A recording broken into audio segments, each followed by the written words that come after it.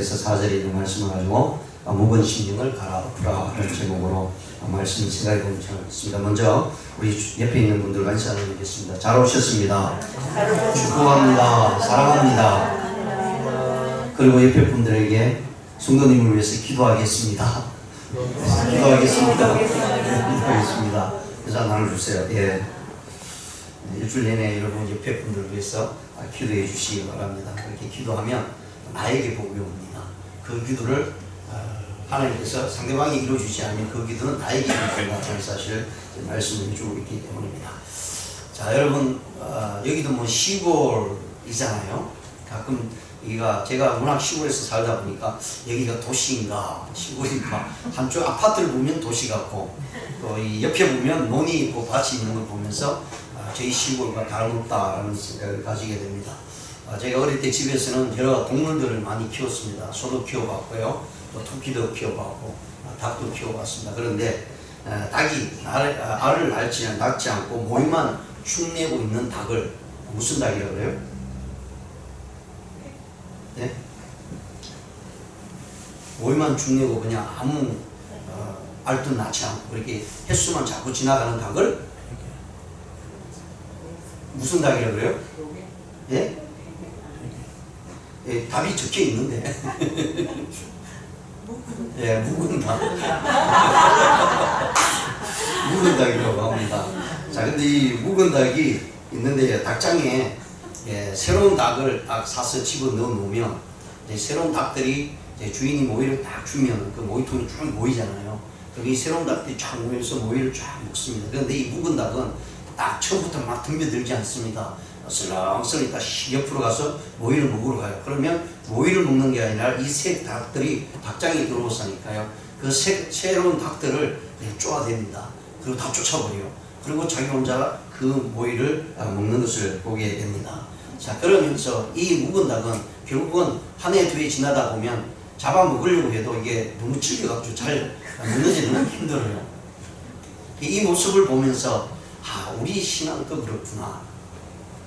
우리의 믿음의 신앙도 내 마음의 묵은 심령을 가지고 있으면 하나님의 말씀이 아무리 좋은 말씀이 들어져도 우리의 심령이 묵은 상태로서는 결코 그 말씀을 은혜롭게 받아들이지 못한다. 제 모습을 우리가 깨달을 수 있습니다. 성경에는요, 밭의 비유에 대해서 굉장히 말씀을 많이 하시죠. 구약에도 마찬가지로 예수님도 우리의 신앙 상태를 이야기할 때 밭의 비유에서 많이 이야기를 합니다. 왜냐하면 여러 많은 조건이 다 아우러져서 어떤 열매를 맺고요, 곡식을 맺어 나가지만 거기에서 가장 기초적으로 중요한 것이 밭이다라는 사실을 말씀을 해주고 있기 때문입니다.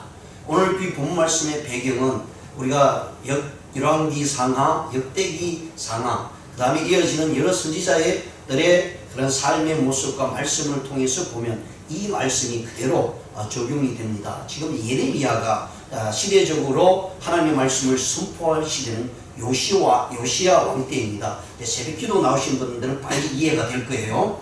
요시야 왕이 어떤 왕이냐면 남쪽 유다에서 아주 선한 왕이었고요, 하나님 보시기에 정말 훌륭한 왕이었습니다. 몇 명 되지 않는 그 자리에 요시야 왕이 있습니다. 그래서 유다, 이스라엘 전체를 봤어요. 북쪽 이스라엘에 뭐 옳은 왕들이 없으니까 제껴놓고 이 남쪽 유다에 있는 왕들을 보더라도 가장 훌륭한 왕이라고 하면 다윗 왕입니다. 그 다음에 나타난 게 여호사밧, 그 다음에 히스기야, 그 다음에 요시야 왕입니다. 근데 이 요시야 왕 때 이미 하나님께서 그 앞에 왕들이 얼마나 악한 짓을 많이 했냐면, 여기서 악하다는 것은 어떤 도덕적이고 윤리적인 측면을 바라보는 것이 아니라 하나님 앞에서 하나님을 섬기지 않는 우상을 섬기는 모습이 악하다라고 얘기합니다. 그래서 요시야 왕 앞에 누가 있었냐면 그 앞전에 정조 할아버지가 히스기야 왕입니다. 근데 히스기야 왕의 아들이 므낫세예요. 그리고 므낫세 아들이 아몬입니다. 그런데 히스기야 왕은 우리가 성경을 보더라도 굉장히 훌륭한 왕이었습니다. 모든 걸 기도로 하나님 앞에 나가서 모든 일들을 이루어 나갑니다.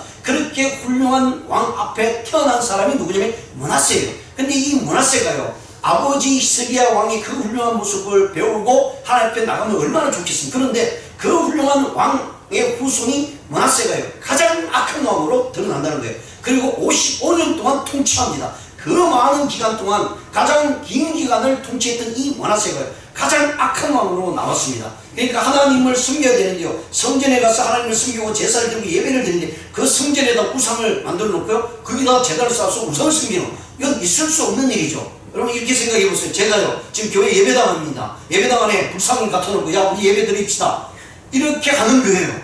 무당을 불러서 예수 구슬하는 거예요. 이게 말이 됩니까? 근데 그 일들이 실제로 일어났다는 얘기입니다. 그럴 때 이 므낫세가 그 일들을 행함으로 해서 하나님 앞에서 징계를 받고 하나님께서 분명히 이 나라가 망할 것이다. 이미 북쪽 이스라엘은요 히스기야 왕 때 BC 722년에 망했습니다. 그러고 난 다음에 므낫세가 이 왕의 통치를 하면서 우상을 섬기죠. 그의 아들 아몬도 역시 므낫세 아버지를 따라서 또 악한 모습으로 우상을 섬깁니다. 그러니까 하나님께서요 이사야 선지자나 수많은 선지자를 통해서요 이제는 이 나라가 망할 것이다 라고 이야기합니다. 그런 와중에서도 하나님께서는 선지자들을 계속해서 보내요. 하나님의 긍휼하심을 이야기를 합니다. 내게 하나님께 돌아오면 하나님께서 이 나라를 다시 한번 올바로 세워줄 것이고 축복을 줄 것이다. 그러고 난 다음에 누가 왕이 되면 요시야 왕이 되었습니다. 이 요시야가 지금 히스기야, 이 예레미야가 지금 이 말씀을 요시야 왕이 하는 말이에요. 요시야 왕이 이 말씀을 합니다. 내 이제 나라가 망할 것이다. 하나님 앞에 돌아오지 망할 것이다. 그래서 요시야 왕은 어린 나이에 왕이 되잖아요. 그러고 나서 종교개혁을 엄청나게 행하게 됩니다. 예배당 안에 성전 안에 예루살렘 성전의 이야기입니다. 성전 안에 우상을 다 제거합니다. 성전을 순회합니다. 그런 와중에 무엇을 발견하게 되면 하나님의 율법의 말씀 모세 오경을 발견하게 됩니다.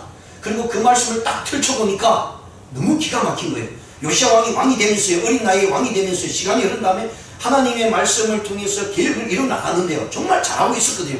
그런데 그 말씀을 직접 딱 보니까 자기가 나름대로 계획하고 자기가 나름대로 하나님의 말씀 앞에 예배를 드리고 행해왔는데도 불구하고 그 말씀을 보니까 자기가 행한 것이 그 말씀에 비하면 아무것도 아니라는 거예요. 그래서 그 말씀을 보는 수가 이 요시야 왕이요 옷을 깃습니다. 하나님 앞에 회개합니다. 모든 이스라엘 백성들로 하여금 이 말씀을 듣도록 낭독합니다. 그 말씀 듣는 백성들이 회개하면서 주님께 돌아옵니다. 그런 모습 가운데 하나님께서 예레미야를 통해서 진정으로 회개하고 돌아오라. 그러면 하나님께서 복을 주실 것이다 라고 말씀은, 그렇지 아니하면 이 남쪽 여자도 이방인과 다를 것 없이 하나님께서 멸망을 시키겠다라고 말씀합니다. 그리고 요시야 때에는 정말 예레미야 선지자의 말을 듣고요 여러 많은 선지자들이 있었습니다. 그 선지자의 말을 듣고 이 요시야 왕이 정말 하나님 말씀대로 예배를 드리고 회개하고 기도하고 제사를 드리고 그런 모습 속에 왕성하게 됩니다. 그러다가 요시야가 갑자기 전쟁에서 죽음을 맞이하는 가운데 그 다음 왕이 이어지는데요. 세 아들이 왕위에 오릅니다. 또 손자가 왕위에 오릅니다. 그게 누구냐면 요아스, 그 다음에 요야김, 그 다음에 요야긴, 그 다음에 성경의 가장 마지막 나오는 그 왕으로 인해서 결국은 죽음을 맞이할 수밖에 없는 모습이 됩니다. 그게 바로 시드기야 왕이었습니다. 이 요시야 왕이 죽은 다음에 이 세 아들이 그리고 손자가요 완전히 급격하게 우상을 섬기면서 나라가 망하게 되고 결국은 바벨론에 의해서 BC 586년에 쫄딱 망하고 성전이 다 불타버립니다. 성경이 다 무너집니다. 나라가 완전히 사라져버리고 말았던 그런 시대에 이 예레미야가 예언의 말씀을 통해서요 하나님께 돌아오라 라고 말씀합니다. 과거에 있었던 역사적인 배경을 보면서 오늘날 이 시대에 이 말씀을 한번 적용해 보세요. 우리는 무슨 우상을 가지고 불상을 가지고 교회 앞에다고 절을 하지 않습니다. 또 다른 무슨 형상을 가지고 또 예배 드린다고 이게 하나님이라고 또 예배를 드리지 않습니다. 그런데요 문제는 신약 성경을 통해서 우리에게 예수님께서 하신 말씀은요 어떤 형상적인 우상적인 것만 우상이 아니라 내 마음속에 가지고 있는 것들을 가지고 나와서 하나님 앞에 온전히 드리지 않는 것, 하나님만을 바라보지 않는 그런 모든 심령이 하나님 앞에 우상으로 들어지고 있다라고 이렇게 말씀을 해주고 있는 내용입니다. 그렇습니다. 그래서 오늘 예레미야는요 이 땅을 비유를 행하면서 이스라엘 백성들이 그들의 심령을 개간시키지 않고 그들의 묵은 심령들을 변화시키지 아니하면, 갈아엎지 아니하면 하나님께로 나올 수가 없고 하나님의 축복을 받을 수 없다라고 이렇게 말씀을 해주고 있습니다. 농사를 지으신 분들은 알겠지만 농사를 풍성한 결실을 맺으려면 적어도 4가지 조건은 갖추어져야 됩니다. 첫 번째가 땅이 좋아야 됩니다. 박한 땅이 있고 옥토가 있습니다. 또 묵은 땅이 있고요. 정말 잘 달려져서 이게 기경이 되어서 좋은 땅이 있습니다. 그래서 예수님께서도 비유할 때요 좋은 땅에 대해서 비유하지 않습니다. 씨를 아무리 좋은 것을 뿌리든 길가에 뿌려진 밥, 돌짝밭에 뿌려진 씨앗, 가시밭에 떨어진 씨앗은 열매를 맺지 못합니다. 그래서 아무리 좋은 씨라도요, 점저 땅의 모습이 올바로 옥토가 되어 있지 않으면 그 어떤 것으로 해도 좋은 열매를 맺을 수 없습니다. 여러분, 씨를 옥토가 아닌 그냥 가시덤불이 있는 곳에, 개간이 되어지는 곳에 씨를 뿌려 보십시오. 거기는 결코 열매를 맺지 않습니다. 왜냐하면 이 나머지 악한 풀들이, 악한 것들이 더 세게 나오기 때문에 거기는 열매를 맺을 수 없습니다. 그러려면, 열매를 맺으려면 그 묵은 땅, 또 어지럽혀진 땅, 그리고 거기에 풀이 잡초들이 난 땅을 완전히 갈아엎고 완전히 부셔버려야 됩니다. 그래야 할 때 씨앗을 뿌렸을 때 정말 내가 원하는 그런 열매를 맺을 수 있다는 거예요. 그래서 땅이 좋아야 됩니다. 두 번째는 종자가 좋아야죠. 그래서 옛날 제가 어릴 때 부모님들 보니까 그 씨종자를 정말 아끼고, 그리고 좋은 것을 씨종자로 남겨두고요, 그것을 보존을 잘합니다. 그래서 오늘날 지금 봄 때 3월달 되고 봄이 되었을 때 땅을 갈아엎고 또 이렇게 할 때 그 씨앗을 가지고 씨종자를 맺죠. 왜? 씨가 좋아야 되기 때문에, 그래야 많은 열매를 맺게 있기 때문에. 그 다음에 그리고 땅이 좋고 씨앗을 뿌렸다고 해서 다 끝나는 것이 아니죠. 농부는요, 낮과 밤을 상관이 불철주야 이 땅에 씨앗이 뿌려주고 난 다음에 열매를 많이 맺게 하기 위해서 여러 가지 많은 노력을 합니다. 좋은 것을 가지고 잡초도 뽑아내고요. 그리고 요즘은 이제는 뭐 어떤 이렇게 식물을 키우거나 할 때 요즘 영양제도 있더라고요. 세월이 너무 좋아요. 근데 이 사람들보다 더 그냥 식물들이 좋은 걸 먹는 것 같아요. 영양제를 딱 주면은 그 영양 성분을 해서 너무나 잘 자랍니다. 이처럼 늘 농부가요, 이렇게 밤낮으로 이 가꾸고 그리고 케어해 나갈 때 많은 열매를 맺습니다. 그리고 이것으로 끝나는 것이 아니라 이제 인간이 할 수 있는 좋은 땅이 되어야 되고 좋은 씨를 뿌려야 되고 내가 농부가 열심히 노력해서 정말 잘 맺을 수 있도록 또 이 가꾸고 나가야 됩니다. 그러고 난 다음 네 번째 마지막으로 필요한 것이 뭐냐면 이 계절, 날씨가 맞아줘야 됩니다. 햇빛이 비춰질 때 햇빛이 비춰주고요, 또 비가 올 때 비가 비춰주고요, 또 바람이 불 때 바람이 불어줘야만이 정말 아름다운 결실을 맺을 수 있다는 것입니다. 그것이 바로 이 결실을 맺는 데 있는 조건입니다. 그러면서도 그 중에서 가장 중요한 것은 밭이 올바르게 이루어져 있어야 된다는 것입니다. 우리 믿음의 신앙이 바로 이렇습니다. 지금 예레미야가 요시야 왕과 이스라엘 백성들에게 이야기하고 있는 내용은 이미 요시야는 종교개혁을 통해서 많은 이스라엘 백성들이 하나님께 회개하면서 돌아왔습니다. 그럼에도 불구하고 예레미야가 이렇게 말씀하시는 것은 너희가 모이기를 다하고 하나님께 예배를 드리고 제사를 드리지만 정말 너희의 심령이 개간이 되고 그것이 엎어져서 하나님 앞에 드리고 있느냐, 이 부분을 이야기하고 있는 거예요. 예, 우리가 교회에 나온 거 참 좋죠. 예배를 드립니다. 그래서 저 역시 마찬가지입니다. 교회 안 나오는 것보다 여기 자리에 앉아있는 것이 더 좋다고 생각하는 사람 중에 한 사람입니다. 그럼에도 불구하고 하나님이 보실 때는 그냥 앉아있는 것으로 만족할 것이냐? 아니죠. 왜요? 하나님의 말씀이 들어졌을 때 앉아있는 것으로 내가 은혜를 받지 않는다는 거예요. 내 마음의 모습이 옥토가 되어서요, 개강이 되어서 말씀을 받아주실, 하나님의 말씀의 씨앗이 떨어졌을 때 열매를 맺을 그런 모습으로 내 심령이 개강이 되어 있느냐, 이 말씀을 하고 있는 거예요. 그래서 예레미야는요, 요시야 왕과 이스라엘 백성들을 향해서요, 지금 우리가 해야 될 것은 하나님 앞에서 예배드리고 좋다, 하나님의 말씀을 듣는 것 좋다, 율법의 강독을 듣는 것 좋다, 문제는 너희들의 마음이 갈아엎어져 있느냐, 이 말씀을 해주고 있다는 것입니다. 미국의 현대 경영학의 아버지라고 하는 피터 드러커라는 분이 있습니다. 이분이 이런 얘기를 했습니다. 21세기의 경영에 대해서 탁월한 견해를 가지고 있는데요, 그는 노동조합이든 그다음에 정당이든 그다음에 교회든 병원이든 회사든 사람들이 모이는 어떤 조직에서든지 간에 거기에 자기 쇄신이 없으면 발전이 있을 수 없다라고 얘기합니다. 특히 교회는요, 우리 심령의 변화가 하나님 앞에 올바로 세워지지 않으면 육신의 삶도 마찬가지로 하나님부터 축복을 받지 못합니다. 우리 영적인 심령이 올바로 개간이 되어서 말씀이 들어올 때 그 말씀을 받아들이고 그 말씀이 내 심령에 녹아져서 내 삶 속에 나타나게 되면 우리의 육신의 모든 문제도 해결될 뿐만 아니라 그 육신의 축복이 반드시 있다라고 성경은 우리에게 말씀을 해주고 있거든요. 그래서 예레미야가요, 너희의 심령이 개간이 되어서 갈아엎으라. 그러면 하나님의 말씀이 들어가서 너희들이 변화되기는 하나님께서 이 나라를 축복을 주시겠다고 말씀해 주셨거든요. 실제로 성경을 보면 영적인 부분에 있어 올바로 섰던 많은 믿음의 사람들이 육신의 축복을 다 받았습니다. 놀라운 사건이죠. 근데 우리는 자꾸 육신의 축복만 받기 위해서 육신만 어떻게든 개간하려고 합니다. 그런데 내 마음속에 있는 심령이 변화가 되지 않으면 결코 하나님부터 복된 삶을 누릴 수 없다라고 이렇게 말씀을 합니다. 자, 그렇다면 예레미야 선지자를 통해서요, 묵은 심령을 갈아엎으라 라고 하는 이 말씀은 하나님께서 어떤 음성을 통해서 우리에게 알려주고 있는가를 한번 생각해 보는 시간을 갖겠습니다. 첫 번째는 내게로 돌아오라 라고 말씀합니다. 1절 말씀에 보시면 여호와께서 이르시되 이스라엘아 네가 돌아오려거든 내게로 돌아오라. 돌아오면 다른 데 돌아가지 말라는 얘기예요. 우리 자꾸 다른 데로 눈을 돌리잖아요.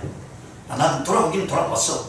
하나님을 믿는데 그러면서 정적으로 하나님을 이렇게 돌아오는 거예요. 하나님을 믿기는 믿지만 내가 지금 해야 될 일이 너무 많으니까 이쪽으로 돌아가서 여기서 내가 성공하겠다 라고 생각하는 사람이 너무 많이 있다는 거예요. 그래서 하나님께서도 이스라엘 백성들에게 예레미야를 통해서 제발 돌아오라. 근데 돌아온 데는 누구에게로 돌아가야 되느냐? 하나님께로 돌아가라 라고 말씀합니다. 내가 돌아오려면 내게로 돌아오라. 내가 만일 나의 목전에서 가장한 것을 버리고 네가 흔들리지 아니하며 라고 말씀합니다. 여기서 돌아올 때 우리가 분명히 깨달아야 할 것이 돌아오기만 하면 되느냐? 아니라는 거예요. 돌아올 때 네가 가지고 있던 그 가정한 것, 여기서 가정한 것은 우상 숭배입니다. 오늘날로 말하자면 우리가 가지고 있는 엄청난 많은 욕심과 또 재물과 명예와 권력, 그리고 내가 자랑하는 어떤 힘에 의해서 이루어지겠다고 하는 그 생각을 가지고 하나님 앞에 나와서 예배를 드리는 거예요. 근데 그건 돌아오는 게 아니죠. 몸만 오는 겁니다. 하나님께서 예레미야를 통해서 말씀하는 것은 네가 몸만 돌아오는 것이 아니라 네 심령에 가정한 것을 다 없애라 라고 얘기합니다. 그리고 와서 하나님 앞에 돌아오면 그 가정한 것이 사라진 곳에 네 심령이 개간된 곳에 하나님의 말씀의 축복이 있을 것이다 라고 분명히 말씀합니다. 우리가 우상에 빠져있던 모습요, 교만했던 모습, 또 내가 가지고 있던 욕심들을 다 내버려 두고 하나님만을 온전히 섬기라 라고 말씀합니다. 이스라엘 나라가 어떤 나라입니까? 여러분, 이 세계에 있어요. 하나님께서 특별히 택한 나라입니다.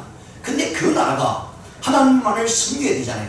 하나님께 나가서 예배 드려야 되잖아요. 근데 하나님을 온전히 드리지 못해요. 하나님의 기적의 역사를 가장 많이 깨닫고 가장 많이 체험했던 사람들입니다.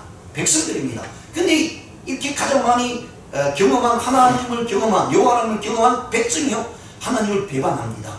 하나님을 없이 여깁니다. 하나님을 무시합니다. 그리고 자기의 생각대로 자기의 교만대로 욕심대로 하나님을 섬기려고 합니다. 이게 하나님 볼 때는 너무나 답답하고 이건 하나님 마음에 진노가 일어날 수밖에 없죠. 그러니까 아무리 사랑하는 하나님의 백성이라 할지라도 하나님의 죄를 지으니까 하나님 가차없이 이방 가나안을 침멸하듯이 이스라엘 백성도 침멸했다라는 사실을 분명히 이야기를 해주고 있습니다.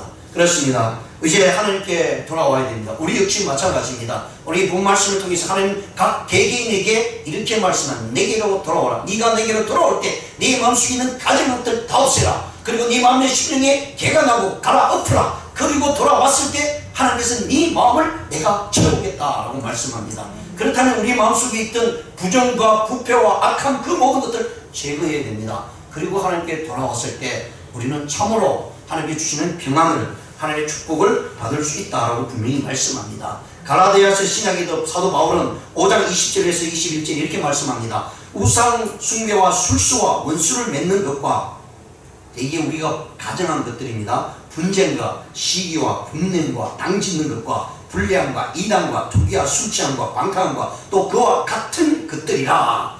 전에 너희에게 경계한 것같이 경계하노니. 전에 이 사도 바울이 그에게 앞에서도 이야기했고 이미 구약 성경을 통해서 계속해서 이야기했던 부분이야. 선지자들이 이야기했던 부분이다. 이런 일을 하는 자들은 하나님의 나라를 유업으로 받지 못할 것이다 라고 말씀을 합니다. 즉 우리의 마음에 이런 악한 심령들, 거짓된 심령을 가지고 하나님 앞에 나오면 하나님부터 결코 축복된 모습으로 나가지 못하고 복된 유업을 받지 못한다라고 분명히 말씀을 해주고 있습니다.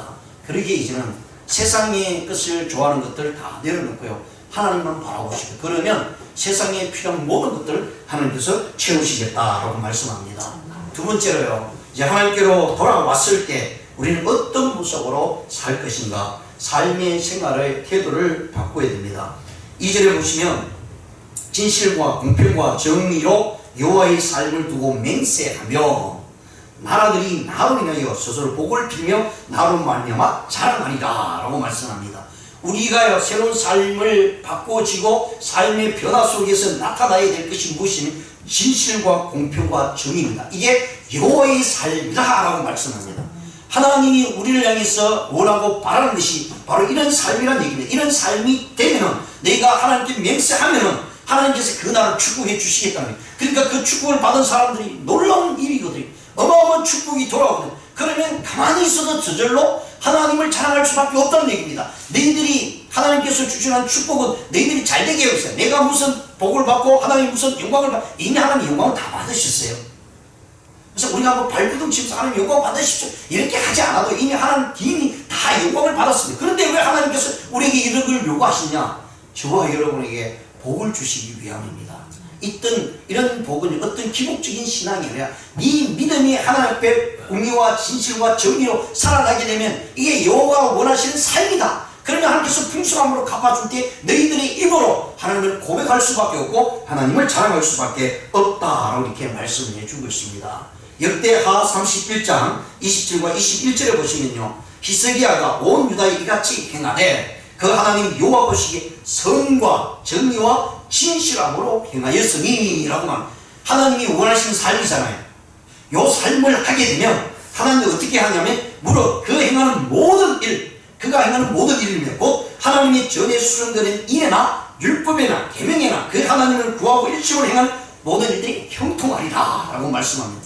그렇게 진실과 정의와 선으로 하나님께 삶을 살아 그랬더니 하나님께서는 율법에 있는 모든 축복, 계명에 있는 모든 축복, 네가 하는 손이 닿는 곳에 하나님의 축복이 일어날 것이요 형통할 것이다 라고 말씀합니다. 실제로 히스기야가 그렇게 해서 복을 받았던 사람이 히스기야 왕입니다. 그래서 이스라엘 역사 가운데에죠, 다윗 다음에 가장 훌륭한 왕으로 지원받는 것이 히스기야고 그 다음에 요시야 왕입니다. 왜요? 그가 하나님 앞에 선함과 진실함과 정의로 살아들였더니 하나님이 원하는 삶을 살아들였더니 그냥 저절로 주위에 있는 모든 나라들이 꼼짝없이 거기에 부복할 수밖에 없었다. 내가 부복하라. 내가 너희들 친구가 힘을 가지고 막 억누르고 그래서 너희의 힘, 내가 있는 힘을 가지고 너희를 부복시키고 나에게 노예로 종으로 살아라고 이렇게 억지로 하지 않아도 하나님께서 복을 주시니 저절로 와서 무릎을 꿇는 거예요. 저절로 와서 모든 것을 바치는 거예요. 왜? 하나님께서 그렇게 축복을 주셨다라고 이렇게 말씀을 해주고 있습니다. 시편 106편 3절에서도요, 정의를 지키는 자들과 항상 공의를 행하는 자는 복이 있다. 이 말씀은 하나님의 말씀의 정의고 하나님의 말씀의 공의입니다. 인간적인 윤리 도덕적인 공의와 정의가 아니에요. 그건 언제나 변합니다. 변해요. 지금 우리 한국에 가지고 있는 정의와 공의가요, 미국에 가면 틀려져요. 아프리카에 가면 틀려집니다. 그렇잖아요. 우리 단적으로 얘기해요. 우리 한국은 일부 뭐죠? 네, 쉽게 얘기하면 일부 일처잖아요. 일부 다처는 안 돼요. 도저히 안 됩니다. 이게 우리 한국의 법이고 윤리적인 도덕적인 측면이 우리가 보는 견지예요. 근데 이게 중동에 가면 일부 다처가 법이에요. 그러니까 세상의 법과 윤리 도덕은요 언제나 지역적이고 시대감이 바뀌어집니다. 근데 하나님의 말씀은 바뀌지 않아요. 그래서 우리 잣대는 하나님의 말씀을 가지고 그 사회를 바라봐야 되고 그 국가를 바라보고요 그 개인을 바라봐야 됩니다. 그것이 하나님이 원하시는 우리의 공의와 진리와 정의와 하나님의 말씀이다라는 사실을 분명히 보여주고 있습니다. 우리가 잘 아는 대로 윌리엄 셰익스피어는요 이렇게 진실은 만사를 용이하게 한다. 진실, 여러분 진실은요 하나님의 말씀뿐입니다. 뭐 세상 사람들이 뭐 진리가 교회만 있냐, 뭐 불교도 있고 유교도 있고 또 힌두교도 있고 많이 이야기합니다. 다 진리라고 얘기합니다. 근데 성경은요 진리는 오직 진실한 것은 예수 그리스도밖에 없고 하나님 말씀이다. 이 셰익스피어가 얘기할 때 하나님 앞에서 진실된 삶을 살 때 만사가 형통한다는 얘기입니다. 그리고 시인이었던 롱펠로우는요 인간은 부정하기 쉬우나 하나님은 정의로우시다. 결국은 정의가 승리한다. 그래서 하나님은 우리에게 요구하시는 것은요 정의를 행하라고 분명히 말씀을 해주고 있습니다. 그것이 바로 예레미야가 하나님을 찾되 너희가 진리와 정의와 공의로 하나님 앞에 나가라 라고 분명히 말씀합니다. 왜? 그것이 하나님의 우리를 원하시는 삶이다 라고 말씀을 하고 있습니다. 인도의 시인이었던 타고르라는 분도 이렇게 얘기합니다. 모든 살아있는 만상이 진실하듯이 사람들이여 그대의 마음이 아름다운 옷을 입으라. 이 아름다움 그대가 꼭 지니야 할 진실이다 라고 이렇게 말씀을 해주고 있습니다. 그렇습니다. 우리가 하나님 앞에서 올바른 삶을 살게 되면요, 하나님께서 그 나라, 그 국가, 또 그 가정사회를 반드시 복되게 하신다라고 말씀합니다. 신명기 16장 20절에는 이런 말씀합니다. 너희 마땅히 공의만을 따르라. 너희는 마땅히 그리하면 내가 살겠고. 하나님의 공의를 따르면요, 하나님이 우리를 살게끔 해주신다고 말씀합니다. 내 하나님 여호와께서 내게 주시는 땅을 차지하리라. 그러니까 진실과 공의로 하면요, 멸망하는 것이 아니라 하나님께서 땅을 차지한다는 거예요. 여러분 땅 좋아하시잖아요. 우리 한국은 땅만 가지고 있으면 안 망하더라고요. 빌딩 가지고 있으면 망합니다. 제가 그런 분들 많이 봤거든요. 땅을 가지고 있으면 꼭 이게 땅땅거리면서 사시더라고요. 근데 성경도 그 얘기를 하는 거예요. 하나님께서 네가 진실과 하나님의 공의함으로 살면 네가 땅을 차지하리라. 그러니까 이 성경을 읽다 보면 우리 한국 분들 몸에 확 닿는 것 같아요. 다른 나라 사람들보다도. 왜냐면 우리 한국 땅이 너무너무 비싸잖아요. 땅만 가지고 있으면 저절로 부를 형성하는 그런 모습이 있는 것 같습니다. 그래서 성경을 읽다 보면 우리 한국인의 그리스도인들은 이 모습을 보고 그냥 가슴을 확 닿고, 내가 땅을 차지해야겠구나. 그럼 어떻게 해야 되냐? 하나님께 진실함으로 공의함으로 살게 되면 하나님께서 마땅히 하나님의 놀라운 은혜와 축복이 있다라고 이렇게 말씀을 해주고 있습니다. 그렇습니다. 우리의 삶은요, 이런 변화를 통해서 하나님께서요 축복을 주신다 말씀합니다. 세 번째로는요, 우리가 가지고 있는 옛 성품과 제약을 버리라고 합니다. 우리가 이 심령의 그런 묵은 심령을 개간함에 있어서요, 가장 중요한 것은 그 묵은 심령에 심겨져 있는 옛 성품, 죄악을 뽑아내야 됩니다. 그리고 씨앗을 뿌려야만이 거기에 하나님의 놀라운 축복이 주어진다라고 말씀합니다. 그래서 오늘 본 말씀 3절에 분명히 말씀합니다. 여호와께서 유다와 예루살렘 사람에게 이같이 일어나 너희 묵은 땅을 갈고, 여기서 묵은 땅을 갈라고 하는 것은 왜 갈라고 하냐면 가시덤불에 파종하지 말라. 가시덤불이 있거든요. 근데 어느 누가, 어린 아이들도 다 할 것입니다. 어느 누가 가시덤불이 있는 곳에 그 씨앗을 뿌리는 사람이 어디에 있겠습니까? 그런데 그렇게 하고 있다는 얘기입니다. 그래서 예레미야가 요시야 왕과 이스라엘 백성들을 향해서 제발 그렇게 하지 말라는 거예요. 왜 밭이 주어졌는데 지금 아직도 그게 가시덤불이고 수많은 첩초들인데 왜 거기에다 씨를 뿌리냐는 얘기입니다. 오늘날 우리의 모습이 그렇습니다. 하나님의 말씀이 선포됩니다. 그런데 우리의 마음의 모습에는 아직도 묵은 가시덤불이 계속 깔려있거든요. 그러니까 그 깔려있는 가시덤불로 인해서 잡초들로 인해서 말씀이 들어가면요, 시기와 질투가 생깁니다. 말씀이 들어가면 말씀을 그때 받을 때는 은혜가 되고 거기는 심령이 변화되는 모습이 있는데 그 잡초로 인해서, 가시덤불로 인해서 그 말씀이 싹 사라져버리고 만다는 얘기입니다. 그러니까 결국은 우리의 믿음의 신앙이 자라나지 않는 거예요. 그래서 우리는 오늘 이 예레미야 선지자가 말씀하는 것이 우리 묵은 땅들, 우리의 묵은 심령들을 갈아엎어야 됩니다. 그래야 할 때 우리는 가시덤불의 제약을 다 없애고요, 그리고 그 묵은 땅에 하나님께서 주신 그 말씀의 씨앗을 뿌릴 때에 거기는 30배, 60배, 100배의 결실을 맺을 수 있다고 분명히 말씀을 해주고 있습니다. 사랑하는 성도들, 이제 내가 묵은 땅이라고 낙심하지 마십시오. 아직도 내가 기도하면서 아직도 하나님부터 열매 맺지 못했다고 낙심하지 마십시오. 묵은 땅이라도요, 다시 갈아엎으면 됩니다. 정말 갈아엎으면 됩니다. 내 심령을 한번 자세히 살펴보십시오. 내가 이렇게 기도하고 이렇게 말씀을 통해서 깨닫기를 원하고 주님 앞에 나와서 예배를 드리고 돌아오라고 하는 그 말씀 속에 함께 예배를 드리는데 왜 나에게는 아직도 열매가 없을까? 그 부분을 한번 자세히 살펴보시기 바랍니다. 그러면 내 심령 속에 무엇인가 아직도 이 가시덤불들이, 이 잡초들이 있다는 사실이에요. 그래서 그것을 매일매일 우리가 말씀을 통해서 그것을 뽑아내고 그리고 그곳에 말씀을 씹을 때에 하나님의 축복이 반드시 있다는 사실을 우리에게 말씀을 해주고 있습니다. 그리할 때 나라가, 가정이 평안합니다. 이 남쪽 유다가요, 이렇게 함에도 불구하고 요시야 왕이 죽은 그 다음 날부터 또 우상을 섬김으로 인해서 BC 586년에 바벨론에 의해서 완전히 초토화가 되고요, 그렇게 그들이 중요하게 여겼던 성전이 완전히 불타없어집니다. 성벽이 무너집니다. 왕궁이 완전히 없어집니다. 왕들이 다 잡혀가서 추임을 당합니다.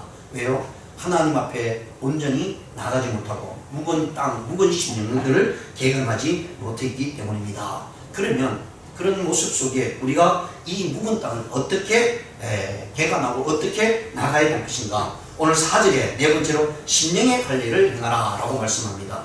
형식적인 부분만을 건드리지 말라는 거예요. 형식으로만 바뀌지 말라는 얘기입니다. 4절에 보시면 유다인과 예루살렘 주민들아 너희 스스로 할례를 행하여 너희 마음의 가축을 베고 나 여호와께 속하라. 여러분, 할례라는 것은 이스라엘 백성들이 아이들이 태어나면요, 특히 남자아이들이 태어나면 8일 만에 생식기를 자르는 겁니다. 그 생식의 가축을 자르는 거예요. 그러니까 나타나는 형식은 너희들이 다 한다는 얘기예요. 근데 정작 마음의 할례, 마음에 있는 그런 악한 것들, 그런 것들을 잘라버리지 못하고 있다는 거예요. 그 가축을 베고 나 여호와께 속하라 라고 하면, 그게 하지 아니하면 너희 악행으로 말미암아 나의 분노가 불같이 일어나사르니 그것을 끌 자가 없다. 하나님의 분노와 심판 앞에는 그 누구도 막을 수 없다는 것을 우리가 이미 성경을 통해서 보게 됩니다. 하나님의 진노가 내릴 때요, 노아의 방주에 있는 사람들이 살아나고 그 모든 사람들은 물로 홍수로 다 죽임을 당했습니다. 살아남은 사람이 없어요. 그리고 소돔과 고모라고요, 하나님의 마음에 온전히 행하지 않고요, 그들의 마음속에 악한 것을 가지고 살아갈 때 하나님께서는 불의 유황을 가지고요 소돔과 고모라를 멸망시켰습니다. 오늘날 많은 분들이 이 시대는 뭐라고 얘기를 하는 줄 아십니까? 이 시대를 가리켰어요. 악한 시대에 살아가고 있다. 성경 우리에게 분명히 말씀을 해주는 것을 보게 됩니다. 그렇습니다.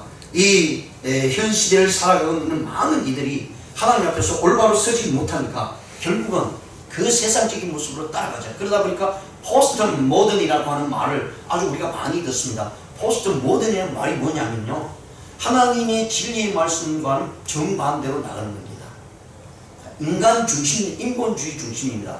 야, 우리가 좋고 우리가 이해하면 되지 뭘 굳이 그 진리를 따라가겠느냐, 이 얘기입니다. 다시 말씀드리면 동성애 같은 것이 정당하다는 얘기입니다. 동성애가 무슨 죄가 되느냐, 이런 포스트 모더니즘이 이제 교회까지 들어왔어요.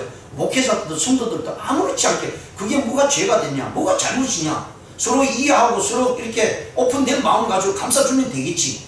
근데 죄를 감싸줘서 그게 우리에게 득이 될 게 아무것도 없어요. 왜? 우리의 기준이 아니라 하나님의 기준이 그렇다고 분명히 말씀을 해주고 있습니다. 사랑하는 성도 여러분, 신명기 30장 6절에서는 이렇게 말씀합니다. 내 하나님 여호와께서 내 마음과 내 자손의 마음에 할례를 베푸사 내 마음을 다하여 뜻을 다하여 내 하나님 여호와를 사랑해 하사 너로 생명을 얻게 하실 것이며 마음의 할례를 받으라 라고 말씀합니다. 신약성경 로마서 사도 바울은 이렇게 얘기합니다. 무릇 표면적 유대인이 유대 아니요, 이 표면적 유대인은 할례를 받은 유대인들을 가르쳐서 유대인이라고 얘기하는 유대인들의 모습입니다. 근데 표면적 육신의 할례가 아니다 라고 말씀합니다. 진짜 할례는 어떤 아이가 태어나서 8일 만에 생식기를 자르고 그렇게 해서 하나님 앞에 제단을 바쳐졌다고 해서 그가 하나님 앞에 할례를 받은 자가 아니라 오직 이면적인 유대인이 유대인이며, 그러니까 하나님께서 우리에게 말씀, 예수 그리스도 안에서 마음의 할례를 받은 자들이 하나님이 원하시는 유대인이며 하나님이 원하시는 아브라함의 자손이다 라고 말씀합니다. 그래서 할례는 마음에 하라 라고 말씀합니다. 마음의 할례를 할지니 영에 있고 율법 종에 있지 아니하다. 율법이 가르치는 대로 그것을 행했다고 해서 다 이루어진 것이 아니라 네 마음에 하나님이 원하고 하는 바라시는 기쁜 일을 행하는 것이, 그것이 참된 할례다. 그 칭찬이 사람에게서가 아니요 다만 하나님에게서니라. 여러분, 사람의 칭찬도 참 좋습니다. 저에게 우리 성도님들 와서 은혜 받았습니다. 기분이 좋아요. 근데 여기 도가 조금 지나치면요 이게 망하는 길로 갑니다. 그래서요, 목회자든 우리 성도님들 중심이 하나님으로부터 칭찬을 받기를 원하세요. 사람으로부터 칭찬을 받는 것 때문에 마음이 흔들리잖아요. 그러면 또 어떤 현상이 있냐면 사람으로부터 외면을 당할 때 이게 분노가 생깁니다. 근데 하나님 중심으로 딱 서게 되면 사람들이 나에게 잘못된 말을 하거나 또 안 좋은 말을 해도요 흔들리지 않습니다. 하나님은 아시고 계시다. 그 중심에 붙들림 받으면 칭찬이 와도 그것 때문에 우쭐하지 않습니다. 내가 프라이드하게 나타내지 않습니다. 그것이 하나님이 오늘 이스라엘 백성들에게 요구하고 있는 것입니다.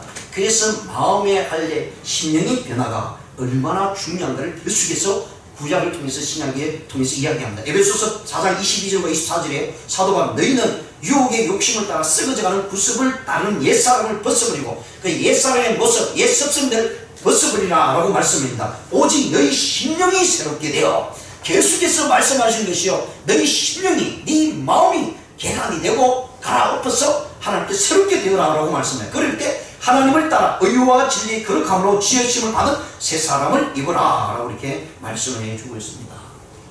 사랑하는 성도 여러분, 그리스도 예수 안에 있는 우리들은요, 속마음이 날마다 새로워져야 합니다. 그래서 성경은 우리가 낙심하지 아니하노니 그 사람은 후패하나 우리의 속사람은 날로 새로워진다 라고 분명히 말씀합니다.